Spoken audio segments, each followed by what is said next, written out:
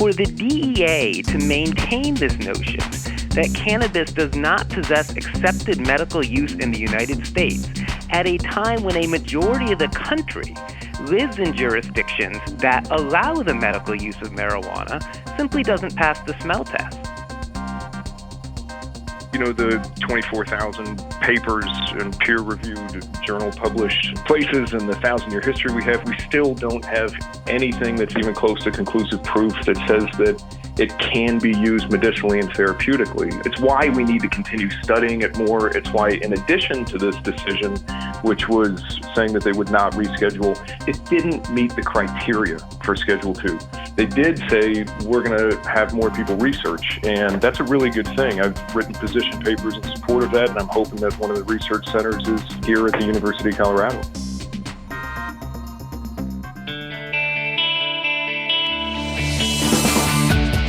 Welcome to the award-winning podcast, Lawyer to Lawyer, with J. Craig Williams and Robert Ambrogi, bringing you the latest legal news and observations with the leading experts in the legal profession.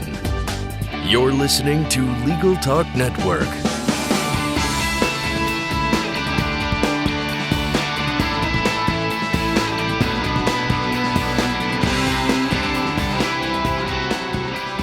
Hello and welcome to Lawyer on the Legal Talk Network. This is Craig Williams coming to you from Southern California. I write a legal blog called May It Please the Court. My co-host Bob Ambrogi is off today. Before we introduce today's topic, we'd like to thank our sponsor Clio. Clio is the world's leading cloud-based legal practice management software.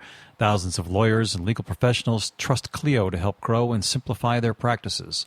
You can learn more at Clio.com. That's CLIO.com.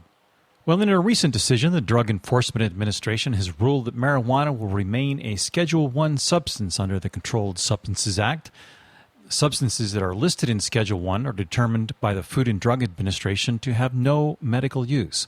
The DEA denied 2 petitions seeking to change marijuana's official federal designation as a Schedule I drug. There was a silver lining to this announcement for marijuana advocates, however. It was revealed that federal authorities will open up new avenues for more people and institutions to manufacture marijuana for scientific purposes. So in regards to Schedule I, DEA Chief Chuck Rosenberg said the decision isn't based on danger. The decision is based on whether marijuana, as determined by the FDA, is safe and effective medicine, and it's not. The decision continues to classify marijuana in the same category as heroin, LSD, and other drugs like ecstasy. So today on Lawyer to Lawyer, we're going to take a look at the recent decision by the DEA to keep marijuana on the Schedule I list.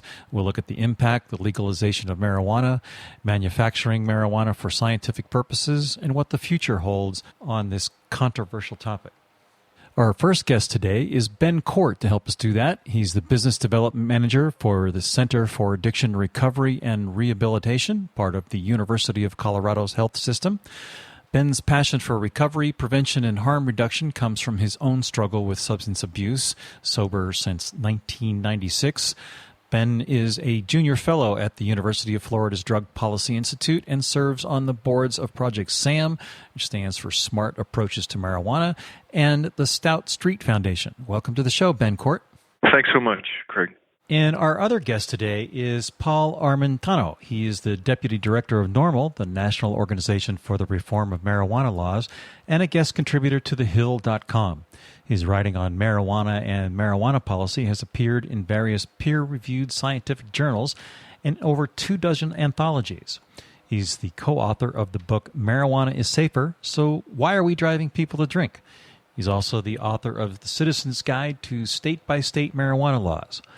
Paul was also the principal investigator for the defense counsel in U.S. v. Schweder, the first evidentiary hearing since 1973 to challenge the constitutionality of cannabis as a Schedule I controlled substance.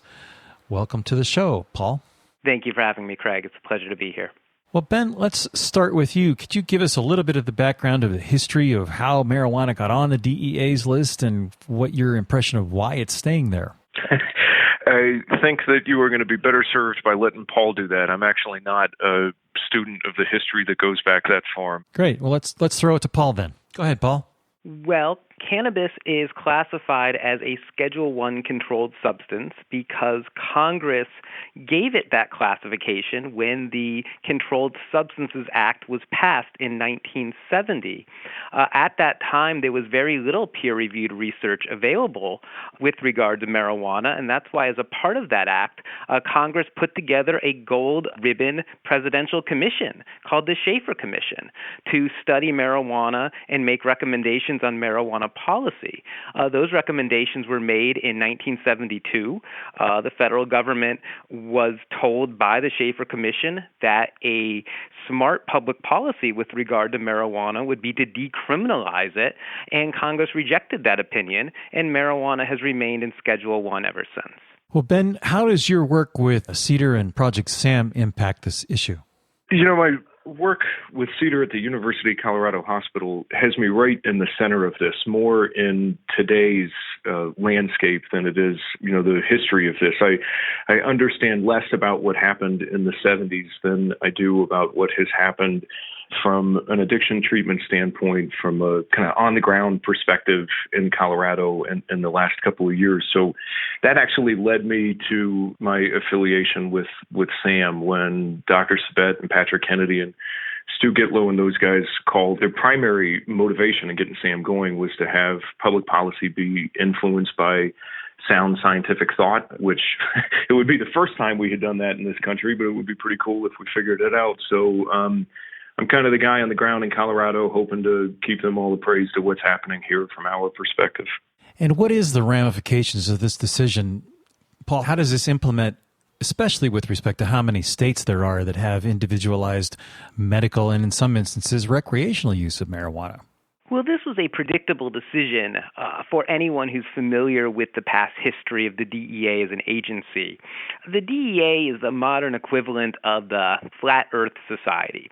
They're in the reality denial business, and at the end of the day, they're a political organization, and they made a political decision, not a scientific one. The science on marijuana, particularly its use as a therapeutic agent, is clear in 2016. Humans have a 1,000-year history using cannabis therapeutically. If one goes on PubMed, the repository for all peer-reviewed scientific literature, there's over 24,000 peer-reviewed scientific papers regarding marijuana, and 26 states now acknowledge the use of marijuana as a medicine by statute. For the DEA to maintain this notion that cannabis does not possess accepted medical use in the United States at a time when a majority of the country lives in jurisdictions that allow the medical use of marijuana simply doesn't pass the smell test. Ben, how is marijuana viewed, or what's the DEA's arguments? They think this is a gateway drug? Do they think that it's as dangerous as heroin? I don't know the answer to that. I wouldn't presume to speak for the DEA. What I can tell you is that when it comes to scheduling, there's certain criteria that the drugs meet or do not meet, and then they fall into one of the schedules 1 through 4.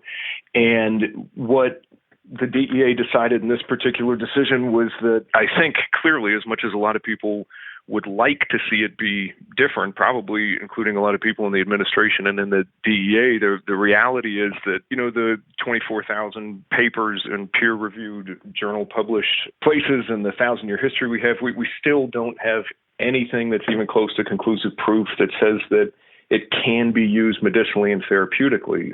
It's why we need to continue studying it more. It's why, in addition to this decision, which was saying that they would not reschedule, it didn't meet the criteria for Schedule 2.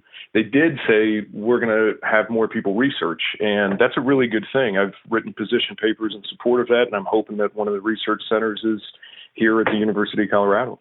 Well, why does marijuana get such a bad name? I mean, what is it that has it so much different than alcohol, which is obviously permitted? Well, as the author of a book called Marijuana is Safer, Why Are We Driving People to Drink, I think my stance is probably rather obvious, certainly by any objective metric, whether we're talking about dependence liability or abuse potential or toxicity, risk of overdose, cost to society. Marijuana is far safer than alcohol. And I think this is an important point to make when we're talking about scheduling in public policy. As Ben mentioned, there are different criteria for the scheduling of drugs. There's Schedule 1 all the way to Schedule 5. But not all drugs are scheduled. Alcohol and tobacco, despite their abuse potential, are not included in the scheduling. And we believe that marijuana should also be descheduled to allow states to have the autonomy, the flexibility, and the freedom to set their own marijuana regulatory policies free from federal government interference. Ben, what are the misconceptions that exist about marijuana? I mean, how does your own experience with substance abuse play into it? The misconceptions are great, and they continue to, the delta between the conceptions and the reality just continues to get larger and larger. I think one of the most important points that we can make here, and I think Paul said it very well here, we have a federal government that has not rescheduled, yet we have a majority of the country that thinks that medicinal is okay, thinks that marijuana does have medicinal properties. We have a lot of states that have sided with voters saying that they can have access to what they're calling medicinal. But public opinion does not make something true. Science, solid, sound, vetted science makes something true.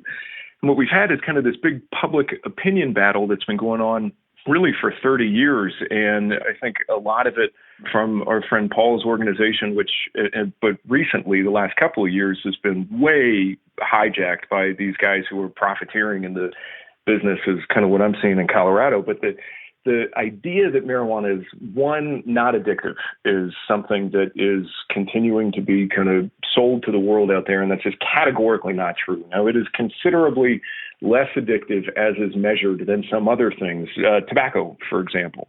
For me, the argument that you have in that is to limit tobacco and alcohol consumption more than it is to expand the consumption of marijuana. Another is that a person can't become physically addicted to it. The DSM, which is the manual that we use in psychiatric medicine, the fifth iteration of it came out last year, and for the first time ever included cannabis withdrawal as a diagnosable condition. And that's because the cannabis of today is so different than even the cannabis of the 70s or the 80s, and certainly what's naturally occurring. So those are two of the big misconceptions. And then to address the alcohol one, it's a difficult argument for me to weigh in on, because I feel like I'm constantly being asked this. Well, is it safer than alcohol? And what's the difference between it and alcohol? And the differences are innumerable.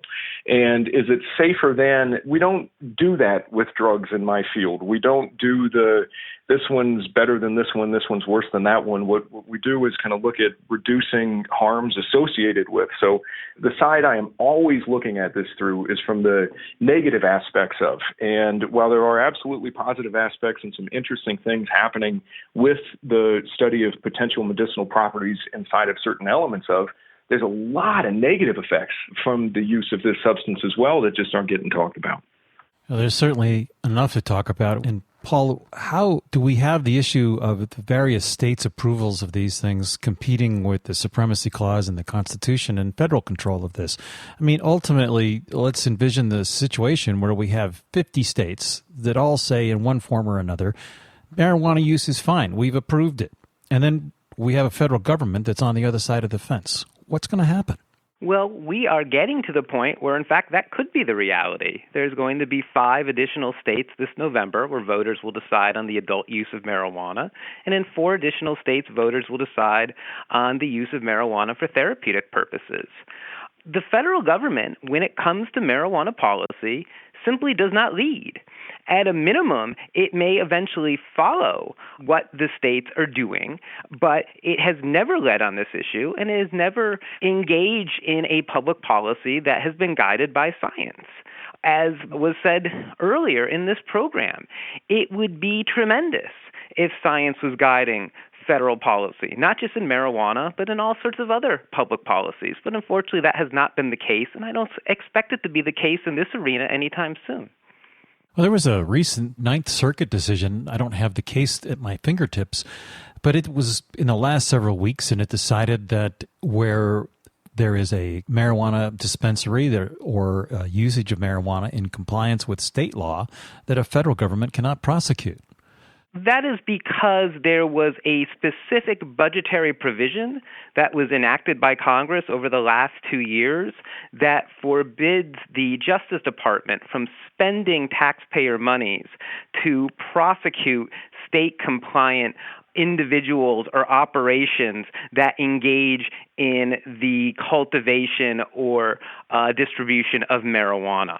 And so what that ruling was upholding was the fact that that specific budgetary amendment forbids the federal government from going after these individuals in states where their actions are compliant with state law. That seems like it would have a big effect. It does, but because it is a budgetary amendment, it needs to be renewed by Congress every year when they pass their budgetary appropriations bills. So it's not as if this is any sort of long-term or permanent change in federal law or federal policy. This is a very limited change in that it only exists as long as that budgetary appropriation is in place. It's sort of a half step. Well, it's a step nonetheless. Ben, you talked about the scientific aspects of marijuana and its study. There is this silver lining in the DEA's decision that allows more scientific study. So what's going to be happening there? That's a good question, and I think it's to be determined. I think a lot of it will also depend on who's awarded permission by the feds to. I mean, right now the only place we're able to go for it's in Mississippi. So clearly we've got some geographical constraints, and then we also have, not that they don't have fantastic brain power at that university, but there's a lot of people at other great institutions who probably have thought about this a little bit more. So I think it'll depend on where we end up allowing it to be done. Again, we're hoping Colorado is somewhere because this does need it needs medical study. And while we have seen some interesting anecdotal evidence of medicinal properties, again, inside of components of the plant, like no medicine is smoked, no medicine has ever been smoked, no medicine will ever be smoked. But when you see these interesting potential qualities inside of it, someone's got to extract that. I mean, we've got a couple examples of it with Sativex and Marinol and things like that, but we need quite a bit more. So I'm hoping that my state is one, and I'm hoping that it's really a focus on research into the potential medicinal qualities more than anything else, because it seems to me like we've got a fair amount of research taking place looking at the negative aspects of it right now. Great. Well, before we move on to our next segment, we're going to take a quick break to hear a message from our sponsor. Clio is an invaluable software solution for law firms of all sizes, handling all the demands of your growing practice from a single cloud-based platform. Clio enhances your firm with features such as matter and document management, time tracking, and even billing. Clio is an effortless tool that helps lawyers focus on what they do best, practice law. You can learn more at Clio.com. That's CLIO.com. Well, welcome back to Lawyer. I'm Craig Williams. My co-host Bob Ambrogi is off today. With us today is Ben Cort. He is the Business Development Manager for the Center for Addiction Recovery and Rehabilitation. And Paul Armentano. He is the Deputy Director of NORML. We've been recently in our last segment talking about the decision by the DEA to keep marijuana on the Schedule I list, and most recently about some of the scientific aspects of that. So either Paul or Ben for this one, do you think that Big Pharma will be stepping in here to conduct some of the scientific research? Well, if one actually reads the document that was issued by DEA, it is clear that that is their intention. In fact, right in the document, they argue that, in fact, they believe the University of Mississippi can adequately supply marijuana for clinical research. But they note that they wish to broaden the pool of eligible providers so that there will be a clear legal pathway for the commercial development of marijuana as a commercial product. They say that right in their documentation. So it is clear the DEA is taking a position that marijuana as a raw plant material will never, in their opinion, meet the definition of medicine, but they do wish to encourage the development of medicines based on components of the marijuana plant, which will ultimately be developed by pharmaceutical companies.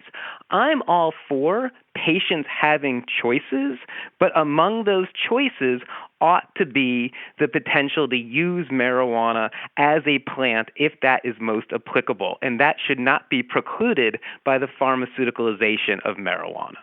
Well, Ben, your thought?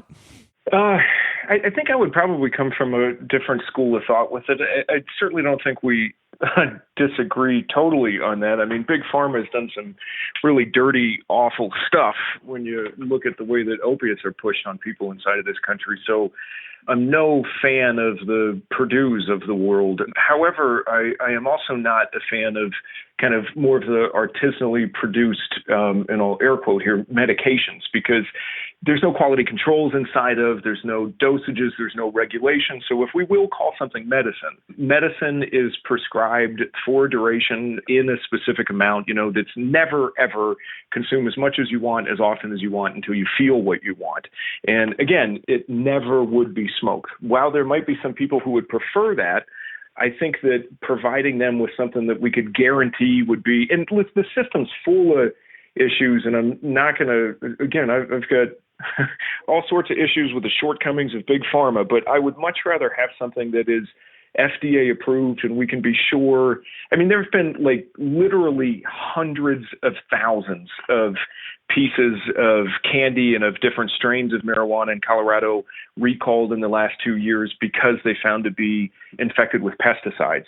You get the FDA involved, you get actual rigorous scientific study, you get a company that's used to producing things in a better environment than, someone growing something in their yard or someone producing something in their basement. And I think that we would have considerably less of that. So there's no perfect solution, but yeah, I think I would probably rather see this regulated like other pharmaceuticals than just have it be something that we're giving the label of medicine, but with none of the other kind of stringent requirements that we would place on anything else in this country that we would be calling medicine. Well, Paul, obviously NORML, I'm going to guess here that NORML has a different perspective than that, and it's relatively more acceptable, obviously, by the DEA's decision itself for scientific study and medicinal uses to be there. But there's also, on the other hand, a significant number of states, that, including Colorado, Washington, and others, that have moved toward recreational use, and is kind of, I think Ben aptly put it, as much as you want, as often as you want, until you feel like you want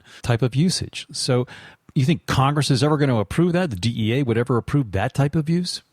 Well, we need to make the distinction between therapeutic use and social use of a particular substance. Obviously, most substances that are used therapeutically are done under the guise of a doctor's supervision. I do want to take a little bit of umbrage with some comments about this notion that people never use certain therapeutics when they want, as needed, or as much as they want. My son's an asthmatic.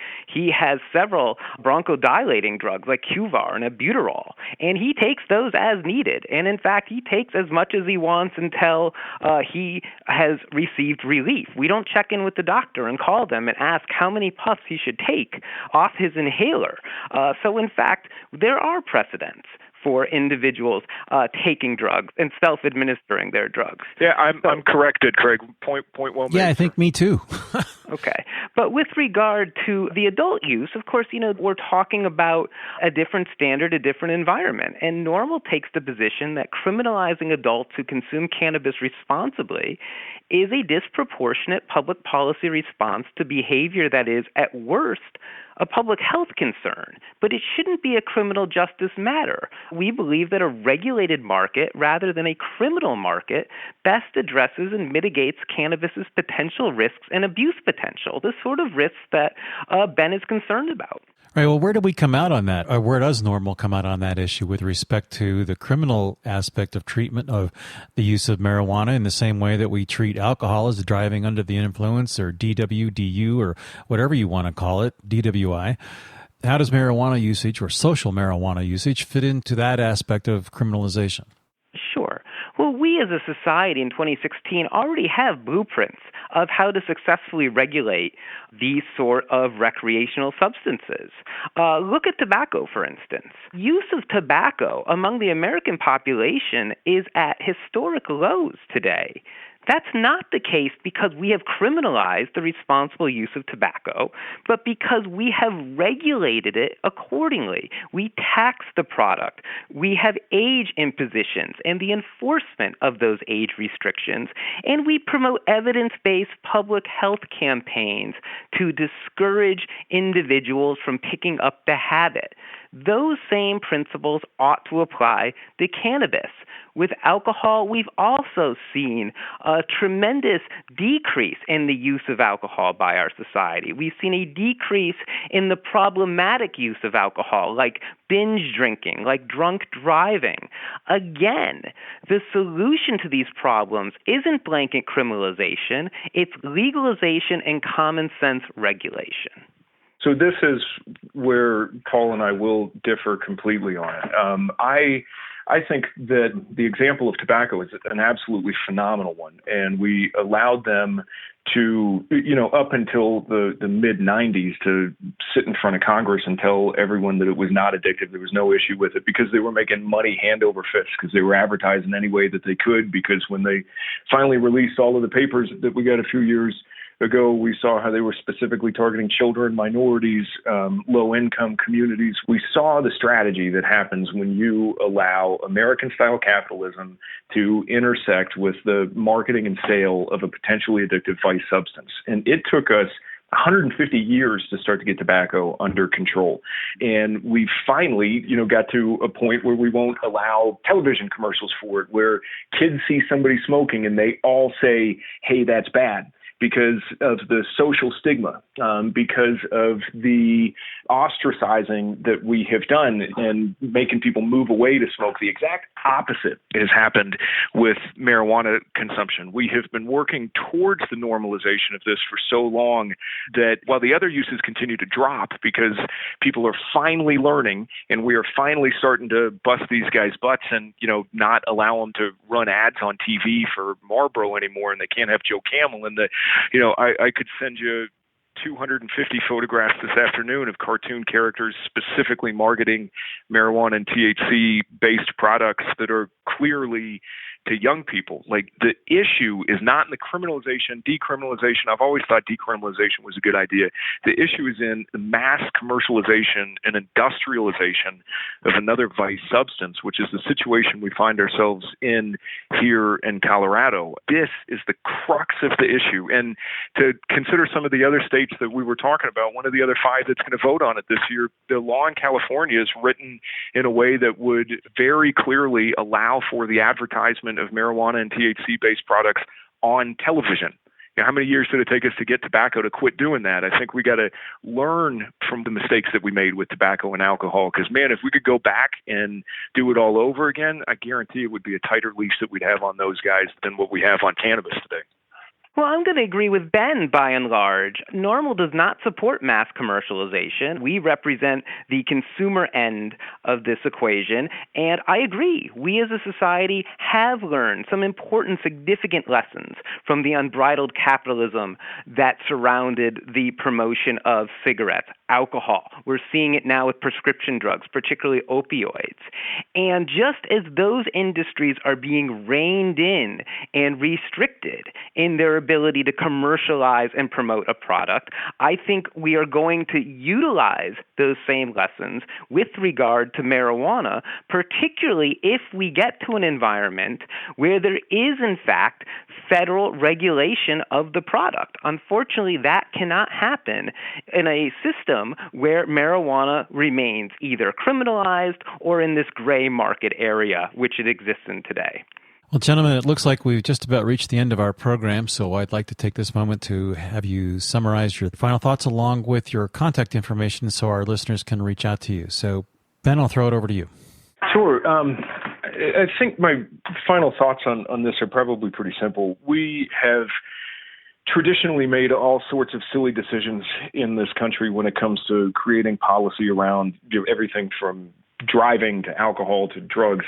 And poor decisions in the past, I think, need to be considered when we're looking at what we're going to do in the future. There's about 1 million miles between what some of these silly laws that were instituted 150 years ago around certain drugs, and the ridiculous environment that I live in today that is this kind of untouched commercialization of. And one of the areas that I have always appreciated the direction that NORML has come from with it, like, these are not the profiteers. NORML truly are the social activists. And while Paul and I might disagree on a few things, I love that we can have an intelligent conversation and agree to disagree about it. The issue that I take is with the profiteers. The issue is with the people who are selling with absolutely no regard for what they're doing to the communities, and specifically advertising to poor and minority communities and young people. And that's what we've done. We've run away from what we were, and we have found ourselves where we are, which is total, unchecked, driven by capitalism, industrialization, and commercialization of another substance. If we want to reschedule this, if we want to continue this conversation, science takes time. And right now, all the science that we have shows us that it does meet the criterion for a Schedule 1. Maybe we need to look in this country at changing the way we define schedules. But I think there's a lot of room between what we have done in the past in this country and the direction we're going, which is giving the keys to the kingdom to industry that's going to sell as much as they can to everyone who they can so they can make as much money as they can. Great. And Paul, your final thoughts? Sure. Again, thank you for having me. I'd like to also thank Ben for being an articulate guest and to also congratulate you on your years of sobriety. The reality is that the criminal prohibition of marijuana does not work. If it did work, we wouldn't be having this conversation right now in 2016. The reality is despite nearly a century of cannabis criminalization, nearly 1 out of 2 adults in this country acknowledge having used the substance, and about 10 or 11% of the country acknowledge using it regularly. That's reality, and our public policy ought to reflect that reality, and as such, we ought to regulate the production, sale, and use of this product accordingly.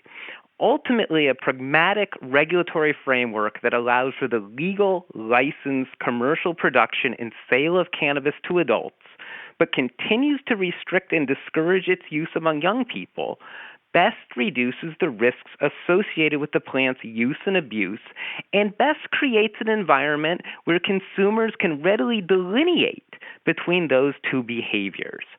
Ultimately, public opinion is on our side, and eventually the politics will be on our side as well.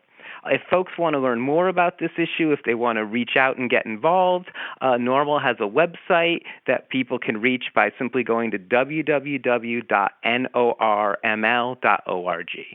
Great. Thank you very much, Paul.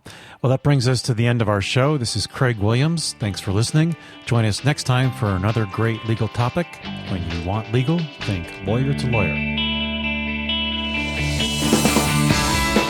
Thanks for listening to Lawyer, produced by the broadcast professionals at Legal Talk Network. Join J. Craig Williams and Robert Ambrogi for their next podcast covering the latest legal topic. Subscribe to the RSS feed on LegalTalkNetwork.com or in iTunes.